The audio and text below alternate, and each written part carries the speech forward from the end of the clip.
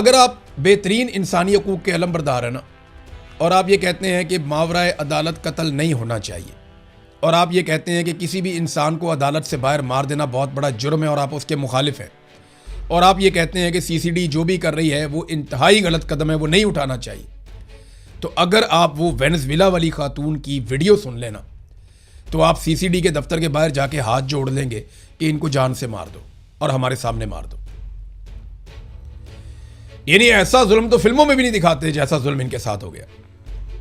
मैं आपको फिर बता रहा हूं कि अगर आप बेहतरीन इंसान हैं और आप कानून और इंसाफ के मुताबिक चलने वाले बंदे हैं और आप कहते हैं कभी भी मावराए अदालत कोई काम नहीं होना चाहिए, अगर आप ये वेनेज़ुएला वाली खातून की वीडियो सुन लें तो आप जाएंगे और आप CTD के दफ्तर के बाहर खड़े होकर उनको हाथ जोड़ के कहेंगे कि आप इनको फुल फ्राई कर दें या आप इनके नेफे में पिस्तौलें तो फौरन चलाएं। ये आप करेंगे, मैं आपको शर्तिया कह रहा हूं जो हो रहा। अब नाजरीन, ये खवातीन जो है इनकी फैमिली के साथ इनका राब्ता करवाया गया। ये लोग तावान भी मांग रहे थे, ज्यादती भी कर रहे थे, जबर भी कर रहे थे, तशद्दुद भी कर रहे थे। तो खवातीन ने जो मुकदमा दर्ज किया ना, मुकदमे में दो चीज़ें बड़ी अजीबोगरीब की गई और उसके अंदर जो है ना वो एक DIG कामरान साहब का नाम लिया जाता है कि DIG कामरान फैसल साहब ये नून लीग के बहुत करीब हैं, नवाज शरीफ के, शहबाज शरीफ के बहुत करीब हैं, बड़े ख़ास लोगों में से हैं शरीफ ख़ानदान के। तो जो कामरान फैसल साहब हैं उनके बारे में ये एलिगेशन मुझे मल्टीपल सोर्सेज ने बताया कि उन्होंने FIR में झोल छुड़वाए हैं। और एक और बड़ी अजीबोगरीब हरकत की, एक SHO को भिजवा दिया आधी रात को कि जाके जज को उठाओ, खवातीन का फटाफट दफ़ा 164 का बयान ले और खवातीन को हम निकालें इस मुल्क में से, क्योंकि एम्बेसी का दबाव भी आ रहा था कि जितनी जल्दी होता है खवातीन को पाकिस्तान से बाहर निकालें। अब जनाब वो SHO उठता है, वो मुंह उठा के सीधा फरहाद जो है वो पहुंच जाता है जज साहब के अपार्टमेंट में। वो अपनी फैमिली के साथ अंदर सो रहे हैं। ये रात कोई 1:30-2 बजे के बीच में ये SHO वहाँ पहुँचता है, दरवाज़ा खटखटाता है और जज साहब को देख के पहचानता भी नहीं है। वो स्लीपिंग ड्रेस में बेचारे, आपको निकर पहनी होगी या कुछ और पहना होगा या धोती पहनी होगी, जज साहब जैसे भी थे। इन्होंने जाके वहाँ पे रोला डाल दिया, जज साहब चलें जी चलें, कपड़े पहने, DIG से बात करें, आप चलें बयान करवाने हैं।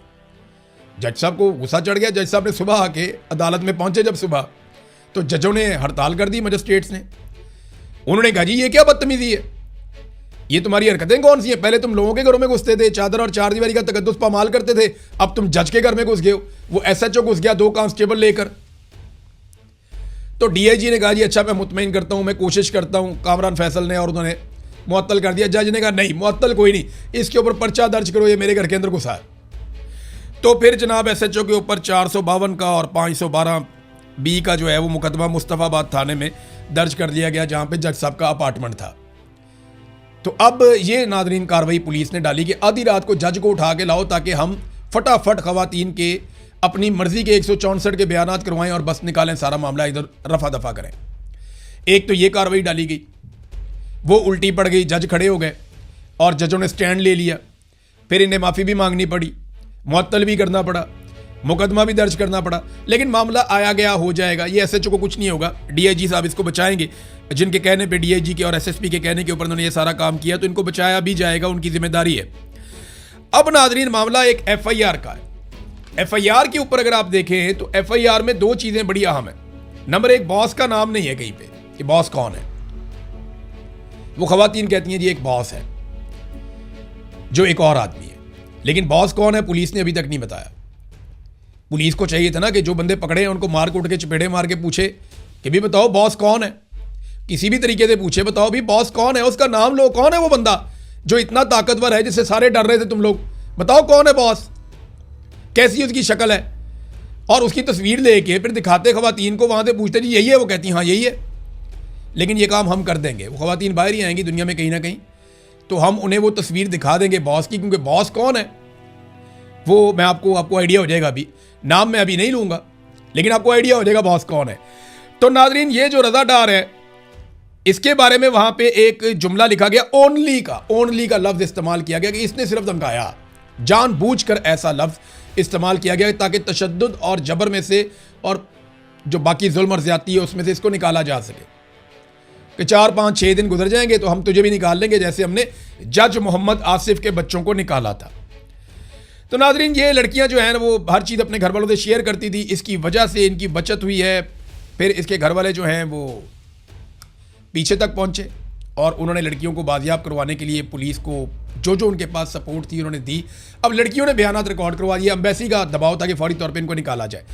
लड़कियों ने एक दफ़ा 164 का बयान रिकॉर्ड करवाया और ये बयान आप याद रखिएगा, दफ़ा 164 होता है कि जो आपके ऊपर बीती है ना, आप मजिस्ट्रेट के सामने खड़े होकर हल्फन आप वो बयान दे देते हैं, आप बता देते हैं कि जनाब ये हुआ है, असल हकीकत ये और ये मेरे साथ किया गया।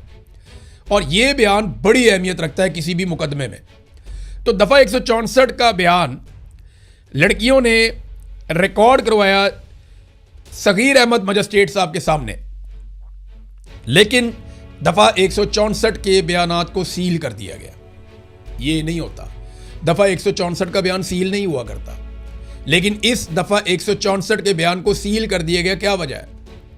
वजह क्या है? आप क्या छुपाना चाहते हैं? किसका नाम बचाना चाहते हैं? किसको सामने लाने से आप डर रहे हैं? ये सवालात उठाए जाने चाहिए और हम सबको उठाने चाहिए। और मैं लाहौर के जो सहाफ़ी हैं उनसे मैं सिर्फ एक दरख्वास्त करता हूँ, मेरे बड़े शानदार जर्नलिस्ट दोस्त हैं, वो रिपोर्ट भी कर रहे हैं। हमारे दोस्त हैं अशफाक साहब, बड़े अच्छे जर्नलिस्ट हैं, कोर्ट रिपोर्टर्स हैं, हमारे हाई कोर्ट के सदर भी थे पहले, अभी भी शायद वही होंगे, मैं माजरत चाहता हूँ अगर अभी भी हैं तो मैं भूल गया। लेकिन अशफाक भाई ने अली डार का नाम लिख दिया, जो इसाक डार का बेटा है, शायद गलती से लिख दिया होगा अली डार का नाम। एक ट्वीट में पढ़ रहा था, ये मेरे सामने पड़ी हुई है, यहाँ पे उन्होंने अली डार लिख दिया एक जगह पे। तो ये मैं पढ़ता हूँ आपको जुमला, मुतासरा खवातीन गैर मुल्की हैं, अली डार का मुकदमे में नामजद किया प्रोसिक्यूटर। तो अली डार का नाम गलती से शायद उन्होंने लिख दिया। लेकिन बॉस कौन है? ये कौन है बॉस?